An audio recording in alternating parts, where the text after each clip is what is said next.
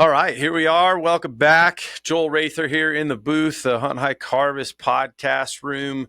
I'm super excited because today I have a guest, colleague, friend, fellow hunter, uh, someone who's been in the strength and conditioning world at all levels, including the professional level, Mike Barnes. We have been talking and discussing. Mike have been working on a ton of things.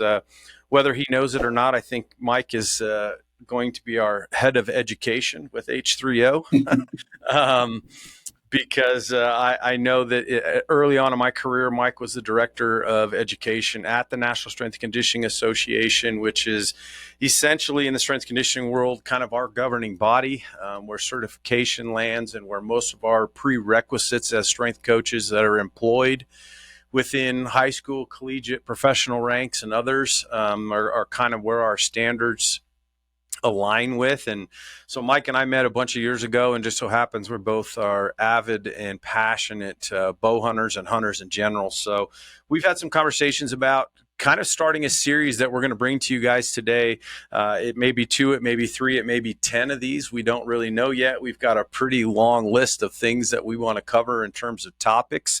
And the first one today within this is going to be kind of the State of the Union, if you will, within the hunting fitness kind of space. And so I'm excited to get going. I've got a little bit of a script today, which is rare for us, but I wanted to kind of keep us on track because we got a lot to cover. So Mike, how are you today? I'm excellent, Coach. How are you? I'm good, man. Sneaking it in between clients and training and things like that. So we're going to dig into this. My mind's in the right space, and I'm in the right place for a change, which I haven't been for weeks. So, let's start with this. How was I already know, but share with us how your hunting season went. We went back and forth, and it's the elk season paradox. So it's either you love it or you hate it, and I had moments of both. So Right. it's you look forward to it so much, and next thing you know, you blink and it's over for us Right. elk hunters, and especially with archery because it's extra fun for us in Colorado because we have a lot of opportunity and a lot of ground to cover, and it's just not long enough. And you do the scouting and you put in the time, and you're trying to get yourself in peak condition. And the next thing you know, you wake up and it's October. So here I we know, are. right? Yeah, I had a lot of fun. I didn't put anything down, but I had my moments, and it's for it's sure. uh, it's addictive. It's addictive. Right.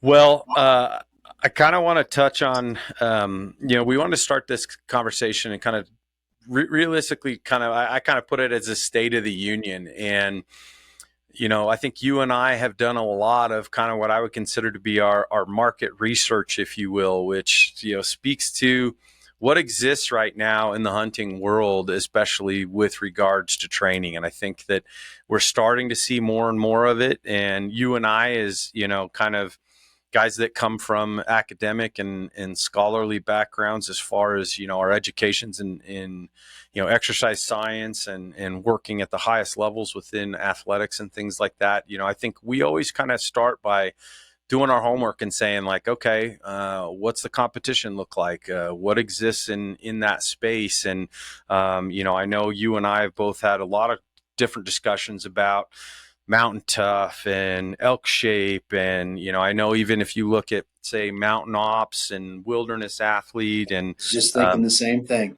Yep. even, I was kind of doing some looking today, even on Black Ovis and Exo Mountain Gear. And there's a guy that Human Predator Pack Mule that is out. I know he's got some experience from a tactical perspective. Atomic Athlete is another one, just to name a few, are kind of like putting those players out there. You and I have kind of vetted a lot of what those guys do, what their programming looks like. And, I kind of want to just start by kind of maybe throwing a softball into your court and just say, what's your kind of initial thoughts? What do you think maybe are your interpretations of it? If I'm an average person looking for something, give us kind of your input to get things kicked off. And then we're going to kind of just, expand from that a little bit on the discussion. Yeah, Joel, we've had this discussion for several months now, and I think what we're seeing is a lot of individuals that want to do what we're doing is where we're intersecting our hunting experience with our fitness lifestyles. We're both gym owners. We've been at some similar jobs and have done a lot of similar projects in education and professional qualifications, industry standards. We see through a lot of the marketing things fairly quickly, and we can kind of get down and kind of smell BS kind of quickly. For sure. And a lot of it is it's pretty good. And we've talked about everything from individualization to standalone programs to, this is just a second generation kind of hard workout that someone stands in front of in a grease board and says, here's what we're doing today, to more of a specialized, how do you get someone that's in decent shape into optimal shape Right. for, kind of a Western hunting experience, and especially, the elk season or any type of mountain hunting type things. So as I see it, you've got a lot of players out there that are trying to scream for market share, and the ones that are screaming the loudest kind of get the attention. And by default, it kind of pushes them to the top. And that's all well and good. I mean, that's kind of what a free market is in capitalism, which I'm Right. for. And I think we're kind of seeing the evolution of this industry within an industry. And some of the projects that you and I have talked about and are currently working on, I think are going to kind of calm the waters a little bit. And if we get our Or maybe education muddy piece, them. yeah, it might. It very well might. That's got to be yeah. It'll be that the relationship between the two, I guess. So we're going to probably Yeah, ruffle some feathers. And for sure. Joel, it's you look back and you're thinking, okay, I've been doing this 10 years. I've been doing this 15, 20, 25 years or more in my case. Um, it's like, oh my gosh, I've seen a lot of things. And, these people that kind of scream and yell allowed us to seem to get a lot of the attention. And I'm not saying there's a lot of people screaming, yelling, but everyone's doing it at the same time, which I Right. think is kind of an interesting observation too. So for starters, it's a bit of a mess. And, people are going to kind of say this is the best methodologies that work just because they work. And are they research and evidence based? Are they founded? Well, we can put that to the test pretty quick. Yeah. Well, and I think that's a great point. Kind of as I go back and think about it. I mean, for me, my first start in this whole process is okay. Well, any one of the aforementioned entities says, hey, we're all about hunting fitness, and we're all about training people for Western big game backcountry hunts and this and that. And I'm like, okay, that's Yeah. cool. I'm on board with that. And for me, my first line of defense is I'm going to go and really look at who are you, where's this coming from? And what I Yep. mean by that is, what are your qualifications? What is your background? Do you have a degree? Do you have anything in terms of certification? You and I had an offline conversation about um, one of these entities who was like NSCA this and that, and kind of was bad mouthing it a little bit. Again, for those of you that don't know, I mean, realistically, if you are going to be a certified strength conditioning coach that it wants to be employed in a collegiate, a professional, even a high school setting or anything like that, that is a minimum standard to hold that certification, which also requires you to have now a degree in exercise science.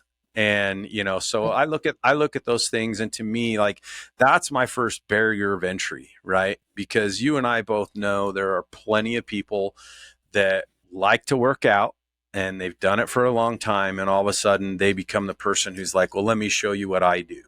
And that's all good and well. I definitely think that practical application experience can be great, but at the same time, there also has to be a why factor. And for me, that's where I think things really start to separate as you start having these discussions and creating either qualifiers or disqualifiers to what is a person's actual capability, outside of saying like, well, this kind of worked for me and I like to do this and you should just do it too. And to me, it has to have a lot more meat to it if you're going to be out standing in front of people. And more importantly, this is something that I always preach to young coaches that I work with is, keep in mind, you are asking people to pay money in most of these cases for your services. And that would be the same as me saying like, well, I watch a lot of Law and Order, so I could probably defend you as a you know, what, tell me what you got. Right. Let me see, let me see if I can, defend you. And to me, I Yeah. think that's the one thing that I see a lot in our industry, which is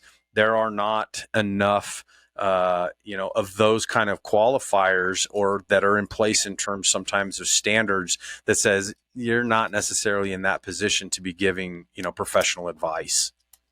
Good point, Joel. And that's, I guess I was, after you kind of sent me over a little homework to do, I took a couple minutes to kind of muddle through some of the stuff. And I went over to the Atomic Athletes website and said, okay, I did the same thing. I take a look at their coaches and I want to see what their background is. Do they have a degree in exercise science? Do they have any type of experience?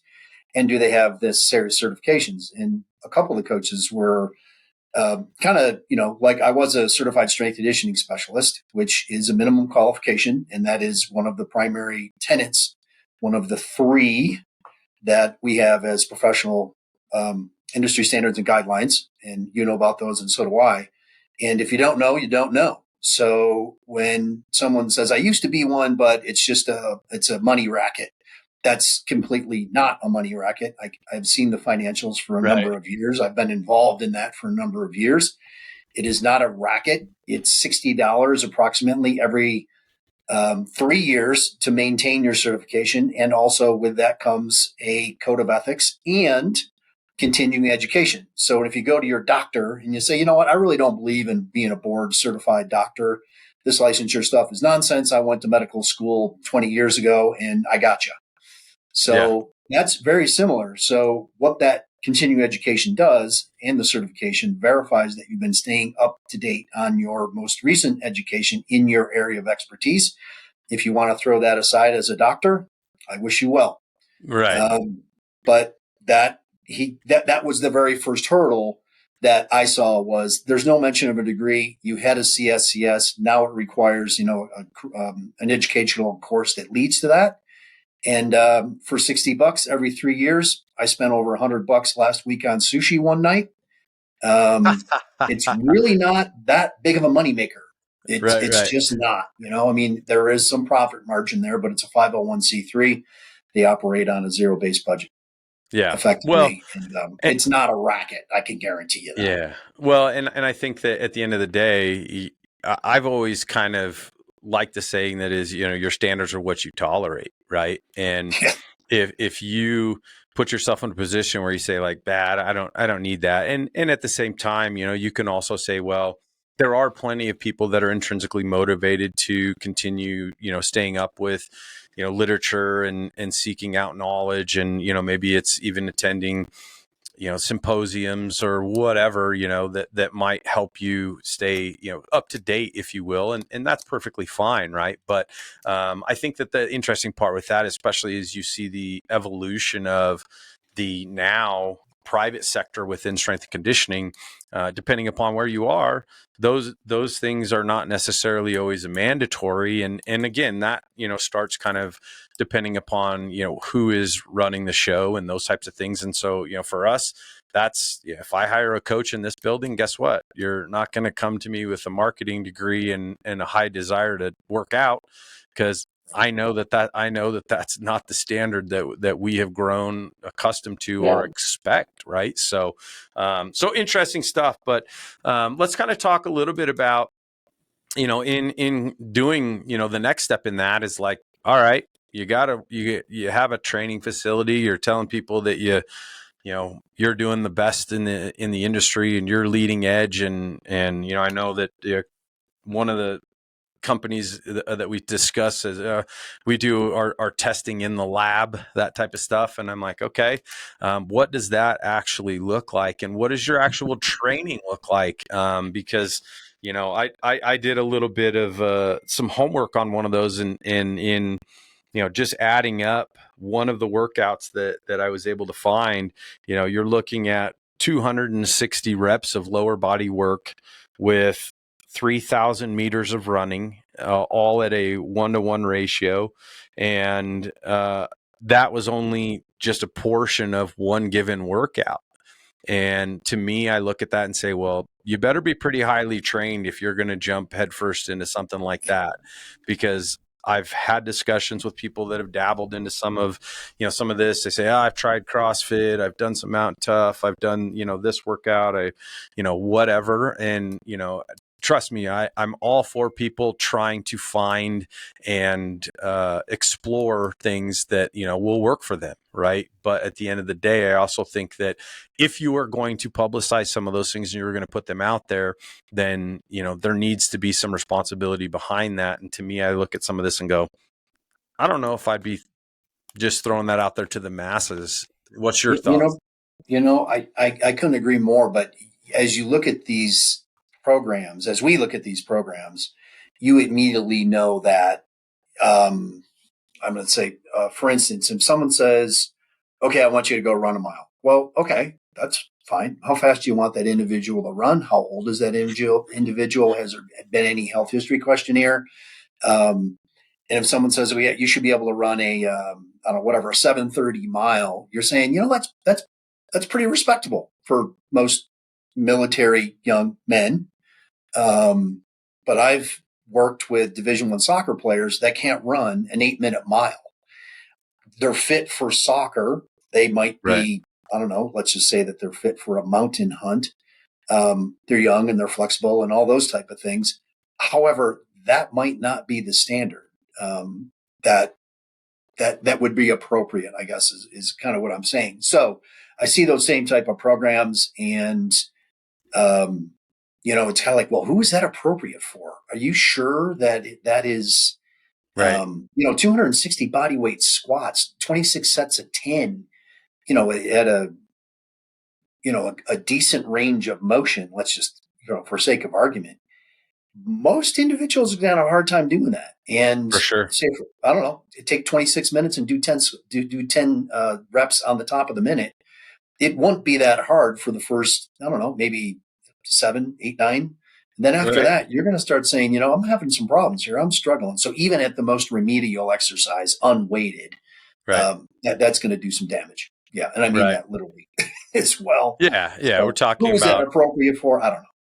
right. And so, I think this kind of brings up, other parts of the conversation where we're going to eventually kind of evolve this conversation to, which is the why factor. I know kind of as I'm going down my list here, I'm not trying to jump ahead, but in your mind, kind of in that evaluation of, some of the things that are out there, obviously one of the things that I see that's very prevalent is CrossFit. I think that I have this conversation with people all the time and they say, well, do you do CrossFit? And I say, no. I said, but do I squat? Yes. Do I throw med balls? Yes. Do we do lunges? Yes. Do we do step ups? Yes. Does it make it CrossFit? No. Right. Right. And I think the biggest thing when I have this conversation with people, and a lot of times, especially when we talk about it in our tactical setting, Yeah. this conversation comes up a lot. I work with military, police, fire, all of our first responder community. And I usually follow that statement up and say, there aren't bad programs. There's usually bad coaching. Yeah. And within that, it is misapplication of programming in itself, right? It's misapplication of your audience in terms of potentially their ability, or you don't have the ability to coach them at a high enough level. And you're not putting them into a position to progress at a rate that, unfortunately, when you look at some of these things with massive amounts of volume and stuff like that, that's saying like, hey, just go do this. This is what you need to do. Right. They're you're at step D or E or F, and you have a lot of these folks that maybe are walking in at step A, and there needs to be a way. Again, going back to conversations I've had where I talked to someone who did one of these programs and said, "Hey, I did that, and after a month, I felt so beat up. I didn't want to do it anymore because of the amount of volume. I didn't feel better. I just felt like every time I went in, I was just going to get beat to death. And that's not what I wanted to do. And maybe there are people, we know some of those people that are like, man, that's what I'm about. And I love going in and getting my butt kicked. And I'm not saying there's anything wrong with that. But I think for us, when we look at sound programming and we look at progressive overload and trying to get people that want to adopt a training program that, yes, there's going to be some up and some down and some up and some down. And we're going to, bend your stinger a little bit. And there's going to be days you're going to be sore. But if that's how you come out of every day, your attrition rate's going to be high. And, so, in taking that, what do you think is missing, or what do you think are maybe some of your starting points, if you will, where you say this is a place where everyone in any program, for that matter, should take into consideration before I just go jumping off the deep end? Assessment and evaluation, individualization, progressions. I mean, those are just primary tenets that you and I, as professional coaches, work with every day. And even furthermore, I would add, I'll ask everybody that I work with, from my football players to my recovering cancer patients. How you feeling? What you been doing? What did you do yesterday? I want to know where they are on their fatigue level. And, is there anything going on? How's knees, back, shoulders, hips? I want to know orthopedically where they are. And, how'd you sleep last night? I mean, this is just a conversation we have during the general Yep. warm up. And the general warm up is literally a walk 9 times out of 10, before we get into some more dynamic type stuff, which of course you do and I do. So I want to take the temperature where they are. And if someone has something that's a little bit of a red flag, I'm just thinking off the top of my head, there's some tough hikes out here. I had a gal that was, she's lacking on sleep, and she ran the previous day, and she had a little bit of a heart issue that she was going to see a doctor, to a cardiologist, matter of fact, yesterday. And she's tough as nails. She works her butt off. And I just wanted to check in. So I will literally make that adjustment, knowing that, hey, this person needs to ramp down today. Or else someone said to me, I've got to do they're gonna go out and I don't know, gosh, they had some type of really fatiguing leg Colorado activity. And I was like, well, we're going to save the legs a little bit today. Let's just do some body weight stuff. We'll get some blood flowing, get stretched out. I just wanted to pump some blood and stimulate the nervous system at a really remedial level, knowing that it was going to be a big weekend for them. Yeah. And I know you do the same thing.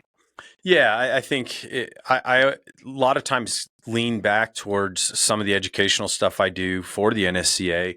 I teach their tactical strength and conditioning, their practitioner course. And so I was recently in New Mexico working with a bunch of Army reserves. And then the following week, I was actually at NSCA headquarters teaching a course. And it's a little bit more of an open course where there was law enforcement folks there from Louisiana. There was folks there from California. There was folks from across the country, Michigan. And as I went through part of that curriculum, one of the big things that we teach, and probably where some of these pitfalls typically arise, especially when you consider the CrossFit community again, right? Which is 6 o'clock workout, right? Everybody gets off work, they come out, and you jump into a room full of 10, 20, 30 people, sometimes more. And you have to understand scalability. And we talk a lot in that course about progression and regression. And albeit, they hang their hat on the workout of the day and that type of stuff, there's a sense about how I create programming that, for more or less words, you could call them a workout of the day. But if I just got done training 6 or 7 high school athletes, and within that program may look like this, but guess what? I have a freshman who weighs 120 pounds in that group that I need to regress things down for. And then I had a 17-year-old senior who probably outweighs that kid by 15 pounds. And I actually progress exercises or complexity or things like that to make sure that I challenge him more. And I think that's where a lot of times when you get into a group dynamic, that you're going to see programs that fail based on not having some of that flexibility to push those borders down to maybe some of your lower performers, so that you're not going to beat the crap out of them or potentially injure them. And then your higher performers, a way that you can continue to challenge them, and your center mass of maybe the rest of that group is right where they need to be. And that to me is something that a lot of time gets overlooked. You say, well, here's our workout, everybody ready, set, go. Right. And that becomes a real big problem when you look at, again, going back to coaching, are you capable of looking at what you put down on your, your training, whether you're app based or you're, like you said, writing it on a grease board and say, I know I'm going to need this to be scalable this way and potentially Yep. that way. Two things that cross my mind. Number one, you just alluded to the fact that program is only good as the instructor, in this case, you. So good on you. And the other thing is that in that context of those younger kids where you're dealing with long-term athletic development, the freshman that's proficient at their sport is grouped with the senior in the same sport. One of these young individuals, anywhere on the scale of puberty, and then the other one is going to be whatever, contextually 4 years later. And that may or may not be true. However, with 4 years of focused training, generalized and specific in that activity, which you're teaching, and then you throw in a kid and you're like, well, this kid effectively feels like they need to keep up with the senior and they can't perform any of the exercises with correct technique. Mm-hmm. So in order to make that adjustment on the fly in a moment's notice is really kind of the competency of the coach in this case. But also, I wanted to lean into that long-term athletic development, which I know that you were integrally involved in, and great project on the NSCA as well. Yeah, for sure.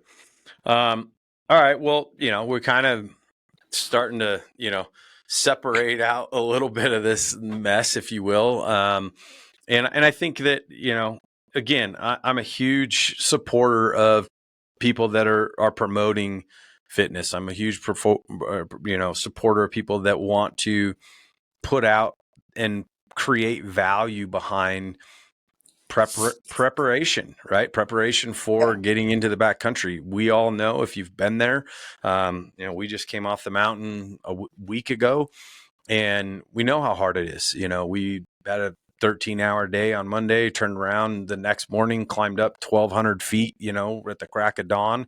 And there's no denying, the physical parameters that you either have to obtain to be able to do that or accomplish it. And then if that becomes 3 and 4 and 5, or however many days you're fortunate enough to be out in the woods, what do you think the average hunter, archer, whatever you want to call it, should know? Can you think of, here's my top 3 things, whether it's in self-identification or if they're going out and they're searching and saying, like, I know I should be doing more, but I really don't know what to look for.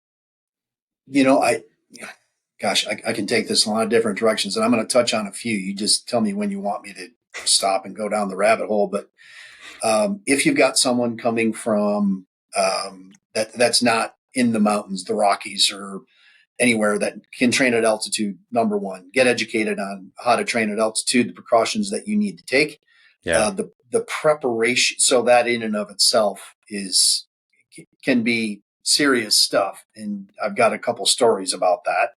Yeah. I'm sure you do too. To Of take course. someone that effectively is living at sea level and then put them in 7, 8, 9,000 feet, of which a good friend of mine came out and he lives at 400 feet elevation, no effect whatsoever. I take him right to 9, and you get kind of excited, and you're like, okay, here we go. We're gonna camp here. We're gonna go in here, and this is going to be the hike during the day. Here's kind of what the general thought is. If they're not in this canyon, we're gonna go over to that canyon. And the next thing you know, we were sitting there and looking at another, canyon, literally. And I think I might have had 16 ounces of water with me, and he might have had 32. And I'm thinking, I want to get in there. I really want to get in there and just kind of, I know for a fact this has been untouched and this is going to be prime time. And he's like, I don't think I can do it. And we sat there for 10 minutes looking at this, and I'm thinking, I want to go. Yeah. I really, it was, we turned around, thankfully, got back. He started feeling like crud. We were camped out at about 7,500 feet. Our water supply got kind of wonky, and I was like, I got to go back to the truck, which was another 2.5 mile round trip straight up. You hike that, matter of fact. And I was really concerned about him. And I was like, I got to drop the hammer. I got to get my rear end back to the truck, load up with, I don't know, I probably had 150, maybe 200 ounces in the backpack, get back down there because I was really concerned. And there I was, whatever 5 hours earlier, ready to, ready to do something really stupid, Right. which isn't uncommon with me. So that's number one. Altitude. If you come out to the mountains, preparation has got to be huge. Know what you're getting into. Hitting the treadmill, doing some backpacking is absolutely great, but you're not going to duplicate, kind of mountain hunting. So you got to get yourself in the best shape you can. I think body composition needs to be monitored.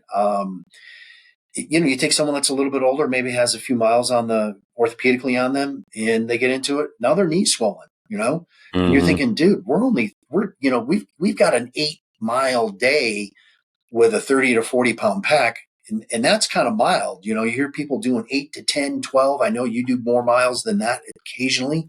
Um, and you know what? Your day's over. And then you're like, well, I want to get back in there yesterday because, we heard we got some action.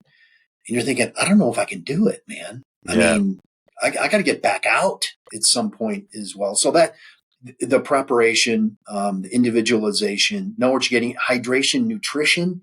I'm leaning way more into whole foods than convenience foods. And what we see on the market, and we're going to probably touch on this, for is sure. you've got supplement companies that are kind of driving this, and that's all well and good. I'm not against supplementation, but if you're going to say, okay, what's better for me, a whole food source or a dried food source, Right. as opposed to a processed food, I can make a real strong argument to say you would probably be better off with a whole food source as opposed to a processed food. And shoot, they've all got their little niches and pack out bars and protein sources and things along those lines. But I know personally that it's much more satisfying to have a baked potato with chili on top, or maybe a couple of them after that hard day of hiking, warmed up, and it's just kind of a convenience food. So Yeah. take your choice. We can go in any of those directions. That's what I see as a primary concern. Yeah, You can also talk about gear. As for far as like sure. so you start out a day and it's frosty outside, and then it jumps up to 70 degrees later that day.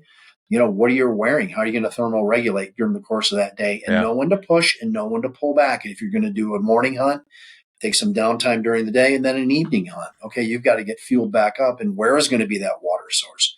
Yeah. How to manage those hunts is essential. Yeah, Yeah. truly. Yeah, most definitely. And there's a lot to unpack there. What I will tell you is we are going to get to altitude. We are going to get to nutrition and hydration and everything regarding fueling in some future episodes, because I think we can spend an entire hour discussing a lot of these things, especially with that, which Yeah, has a lot of different tentacles to it. And our mission is going to be to ensure that we're providing this information back. And what we will be sure that we also supply is going to be resources from where's this information coming from? As we talked about yeah, in terms of being qualified, where's our information even originated? And we're going to provide you with links and things like that to stuff that is supported within the research community, scientific, data and stuff like that, that is going to qualify this. And I think that overall, as this conversation is we're just starting to like pull the covers back just a little bit, is that our mission is let's get away from this subjectivity piece and let's start really honing in on objectivity, which is understanding that there is a rhyme and a reason, and there are sources from where we have taken these things through the paces. And by we, I mean, the exercise science and that community in, whether it's dietetics with nutritioning, whether it's, exercise physiologists. I know I've talked to my kind of business partner who's a metabolic savant, and we have a lab in house, and our lab is not just a place where we work out. It's actually filled full of instrumentation that allows us to track biomarkers and understand core body temperature and expenditures and all of these things that are much more than just saying like, well, that worked for Jim, so let's see if it works for Tom. It's going to derive from sources that have been proven and tried and true, that have been, put through the paces. We've talked about things in our previous podcast with Western Hunt Fest. Our chief kind of like science guy that we're going to announce here pretty soon. I just sent all of the data from our Western Hunt Fest to him to do all the statistics on, and actually start creating tangible research from some of these things that are going to help us start to draw a line in the sand of there is a why and there is a how. And the way that we're going to bring this back to you guys within the hunting community is to show you that I'm not just here saying like, I like to work out and I've been a coach for X amount of years.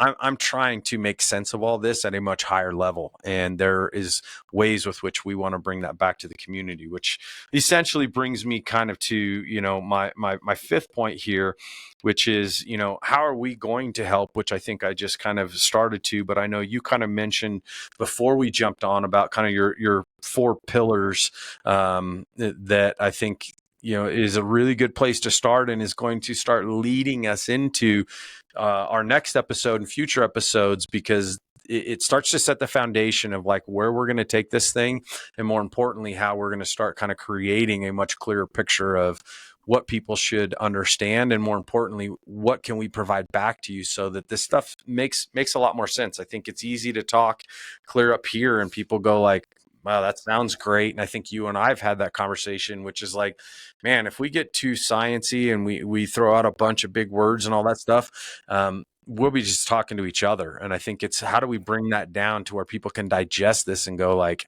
I get what you're talking about. This has some connectivity to how this is going to help me when I get out there. And that's kind of the mission. So maybe touch on those, 4 pillars. I have them written down in case you forgot. Or I'll be glad to speak to them. So we've got some practitioners, colleagues of ours, that are very competent, and I can name names. No one knows them but me and you, so let's not even bring them up. But if I said these are the pillars of performance, and it kind of dawned on me, and a lot of these practitioners will start to use these terms, and I think what they want to do is help people understand where they're coming from. And that's why I kind of rethought this thing after 3+ decades and say, how do I really help organize and people understand? So one of our right, colleagues, PhD, well researched, does a lot on muscle hypertrophy, growth, smart as can be. Everyone recognizes his name in exercise science around the world. And he said, and he's kind of an interesting guy. You probably know him, but I'm going to keep his name out of this. He said, one of the things that I see in these commercial gyms, of which you and I rarely go to, right, is that half the people exercise aren't doing the exercises correctly. And if I had to have one thing I could change that would immediately improve the results for muscle growth and strength, would do the exercises correctly. And I think that he said, and maybe it was you and I, he said like 30% of the people that I look at are actually performing exercises correctly. And I was like, okay, that's a really good thing, because as you and I, we just constantly correct exercises right. um, infinitesimally to you're pulling too quick, get your hips through, don't forget triple extension, put the weight on your heels when you initiate that movement, things along those lines. Well, no one's doing that in commercial gyms Right. unless you do have a trainer. So number one is exercise technique. I think Yeah. number two, especially for the younger individual or maybe someone that's getting into fitness, do it with the mindset or the intention of improving. So Yeah. apply yourself to that movement at that time. I am trying to get my upper body stronger. I'm trying to improve my metabolic conditioning. And with that takes a mindset to be focused and determined and to have the right attitude and the right amount of effort in that. I guess that's the second tenet. Number three, what was on there, Joel? I know I had Loading mentioned loading parameters. loading parameters, sets, reps, exercise intensity, exercise rest interval rather between things, Yeah. What are you trying to do? And a lot of times, let's pick on CrossFit here. They have very short rest intervals, which is absolutely fine. I do CrossFit. I've done it rather. It's a blast. If you can go in there and actually hang on to some of those workouts, I am probably more on the competitive scale than most. And, I want to see if I can hang, Yeah. so Nothing wrong with that. um, the loading parameters, are they appropriate to what you want to do? Are you working max strength? Are you working muscle endurance? Are you trying to focus on a particular area? Are you trying to improve whatever neuromuscular endurance? So in a Western hunting kind of concept or a mounting hunting concept, we can do that. And then that last pillar was frequency or consistency of workouts. And you see people do this all the time. Oh, I got started on the first of the year. I got started over break, or I was going to do this over the summer. And then I fell off. And, so Yep. the consistency or the dosing of that training is absolutely, in my opinion, would be essential for performance, right? You For can't crank a sure. workout and come back a week later and you're all that is dissipated. And you Right. working out once a week is okay, Right. but it's not clearly optimal. So I guess I'm looking at you as a coach, and I know you can handle it through some of your online training stuff. I can do that as well, and that's kind of where the rubber meets the road. I like those four pillars. There's probably Yeah. more you could add to it, For and sure. that's for another conversation. But I think those are Well, the ones that I would stand on. and as I was like scribbling here as you're kind of going through those, number one, I think that's a really great place to start, right? Commercial gyms, especially, even some of your box gyms and things like that, right? Which is exercise technique. You get into an environment where you are inundated by multiple people, right? The commercial gyms are probably the worst for it, where now it's like, because of these guys, and I'm doing one of these, and I'm It's trying to make sure I get my Instagram going, and yeah, I want to make sure that I look the coolest and I do the most unique stuff, and we lose sight of so much based on that, right? And then at the same time, the other part of that is you get into a group setting like our private gyms and our CrossFits and things like that, and a lot of times exercise technique gets lost in that because of, and as you mentioned, right, like, I want to be competitive. I want to do as much as my buddy. I want to do one more. I want to do two more. I want to do, like, there's a whole company that grew out of CrossFit based on that, right? Which was like one more rep, or I don't know what the heck it's called. I don't really, yeah, right. And I'm like, that's all good and well. But if you lose sight of principle number one, then you're not doing yourself any justice, right? And more importantly, as soon as we do that and we add fatigue to that, then now we're looking at a situation where injury is going to happen, right? And I always joke all the time, I'm like, there's no mystery why physical therapists love propping up right next to some of these places, because it is guaranteed income for yeah. them, because people will continue to get hurt. And, that kind of, as you kind of were going through that into number two being mindset, the other part of it is, guess what? Your mindset plays into number one, and it also plays into number three, which is, are you doing the appropriate load? Are you doing that load with the proper technique? And that comes with having the right mindset, that when you are working out, some people will call it training, right? There's a difference between the two, right? Working out is just trying to stay healthy, and I want to go in and get some things done, and we'll call it exercise. And training is something that is more goal oriented. I am actually on path to accomplish something specifically, in that my training is designed to get me to that specific spot or that specific point. And so one begets two begets three in this kind of instance, which is your four. And the consistency factor, again, going back to some of the things that we look at, like, we share a research study with our folks about the consistency factor, and it actually looks something to the effect of going through like what would be a police academy, a fire academy, or even like a basic training period of 16 to 20 weeks, where you're in a very controlled environment. You're going to be getting trained up to a specific point, and when they get to that point for the next almost it goes out to 48 weeks, which is almost an entire year. They take one group and they drop their volume by 1/3. And they go all the way down to where they're essentially doing one set of all the same exercises instead of three. And over the course of 48 weeks, those people going one time a week continue to improve over 30 more weeks almost. And then they took the other group and they actually took them down to doing one set of each exercise and only worked out one time a week. The first group worked out 3 times a week doing one set. The second group went down to working out one time a week at one set. Now, granted, that one set is a very high quality, almost like your old school kind of HIIT training, which is near failure. And those people also continued to improve for 48 weeks. Meaning Continue that to improve. continue to improve. And the group that basically stopped at that train up point, guess what? Of course they did this, right? They almost they're not quite back to baseline after training up for 16 to 20 weeks.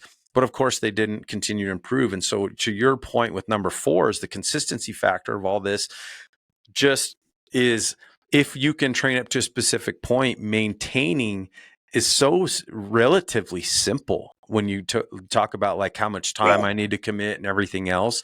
And so like I tell people when we go through that, I say, this is your best marketing you could possibly have. Like post this thing in your facility, right? Like once we get you to here, this is realistically all you need to do to maintain and actually continue to improve for a pretty long period of time. Yeah. So It's interesting too, Joel, because we know through that, especially when you're dealing with team sports in season, what is the appropriate load for those individuals to maintain those strength power gains in particular. And you know that you need to reach a certain intensity, not necessarily a certain volume of work. So we want to reduce the volume, have them expend that energy on sport specific training.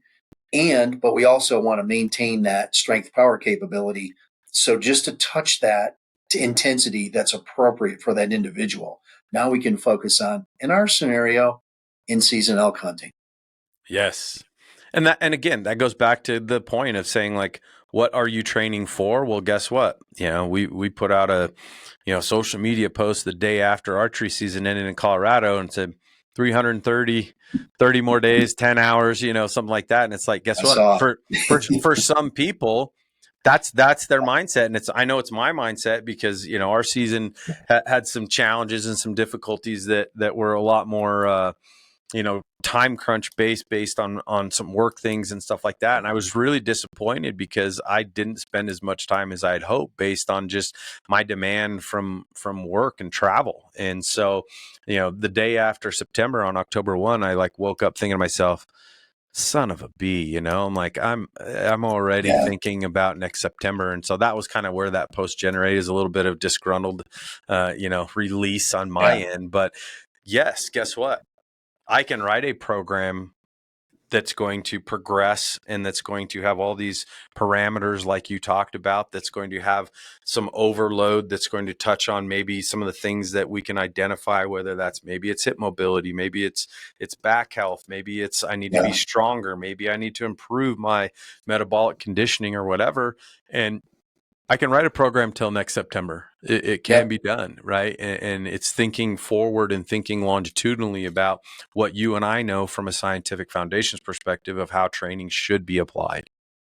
The other thing too, Joel, is when you mention something like that. So we just come off of a season, our season being at September, and it can be really exhausting. And then you got to go back to, okay, well, I'm going to go back to a block periodization model. What am I going to do for this month? That block of time could be mobility. It could be just improving cardiovascular. I'm just throwing that out there. It could be flexibility and muscle endurance, or I'm going to unload myself a little bit, especially during our upper body stuff. So you've got that to look at. And I'm just going to just touch on those 4 pillars again. As you drive home or you're sitting there in the middle of the night thinking about, how does that stuff interrelates? In my mind, those 4 pillars are interrelated and interdependent. So if there's a discrepancy in one of those, it could manifest itself in another. and certainly for your performance. And we can go out a lot of those 4 instances right now. So if you do have poor exercise technique, your sets and reps kind of screw up too, because now I've got variables. I don't know what your neuromuscular impulse is going to be, or fatigue is going to be, if you're not performing some of those exercises correctly, specifically in strength power capabilities. Right. Yeah, most definitely. I think that's kind of where we're headed. I think this is a really good spot for us to kind of wrap up on day one here, episode one. To me, hopefully some of you have hung in long enough to listen to us kind of go tit for tat and back and forth a little bit here. We are going to talk about nutrition. We're going to talk about rucking. We're going to talk about conditioning. We're going to talk about a ton of things that, to Mike and I, we're just dying to kind of get out. I'm like, we're kind of like holding the horses back at the gate here. And if you're someone who's really looking for better training, if you're looking for sound nutrition, if you're looking for ideas on where should I start, or you're someone who's trained or tried some of the things that we've talked about and you're like, it's not for me, or I didn't get the result that I wanted, or maybe I just want something different. Our mission is going to be to bring some of this stuff back to you in a very easily digestible kind of platform. We want to answer questions. If you have questions, by all means, please leave questions in the comment section. Mike and I are super happy to get back to you, create clarity where there is maybe some of the stuff that I think you and I get excited about this, and we probably talk maybe a little bit fast, and someone goes, what the heck did they just say? and I think that's our mission. And at the same time, please understand that our goal isn't to jump on here and badmouth or discredit everyone that we mentioned in here, but more importantly, just bring to light where the average hunter and the person who's seeking out information, like, how do they sort through all this stuff? And Right. more importantly is, how do I validate where I should either spend my time, and most importantly, spend your money? That's a big one, because I think that you and I have both taken a lot of responsibility behind that, which is getting proper education, understanding that continuing education over the course of, for both you and I, more than 2 decades of sharpening our sword and making sure that we stay up to date on science and research and the things that are continually being vetted within our world, to understand what are the best practices and the best methods that we can then take based on our passion, which is we want to go out and have successful hunts. We're using our expertise and our knowledge, and our goal is to try and say, why do we not share that back to people that also are looking for help and want to have more enriched experiences in the backwoods? I'll guarantee you, I'm not going to fill more tags for you, because you and I are kind of in the same boat as far as like, you may not want to take hunting advice from me, but I'll promise you that we can give you plenty of direction when it comes to understanding how to train more appropriately, how to train more effectively, and provide you strategies that are going to be much more effective for you to get from where you are today to where you hope to be some other upcoming hunt. Yeah, right on, Joel. I think that's a really good start, and I am looking forward to getting down deeper, a lot deeper, on Oh yeah. kind of the applied. Okay, what does this mean? And if we're going to sort out some nutrition things, or altitude training, or hey, look, you're going to come out here and you've got whatever, just say a month to 2 months to prepare yourself, and you're coming from the East Coast in particular, and you've never been to altitude, or you've never been in some of these mountains. I think that we're preparation experts, and we're going to help sort some of that stuff out. I'm really looking forward to it. 100%. So, well, I appreciate it, Mike. We're going to get to see a lot more of you. We'll make sure that we provide you guys with any connectivity in the comment section below. Obviously, we greatly, want you to like, and we hope the heck you'll subscribe to our page, because we're going to continue bringing a lot more information about this amongst a whole host of other things. Leave your comments in the comment section below. We promise you we will get back to them. If you have questions, feel free to ask them. We're excited to bring you the next episode. I'm not going to let the cat out of the bag exactly what that's going to be yet, but we have a lot to talk about still. So Mike, I appreciate you. Look forward to next time. And we got a lot more to go through. So rest up. Thanks, Coach. We'll do. All right. See you guys. Appreciate it. Okay, bud. Thanks, man.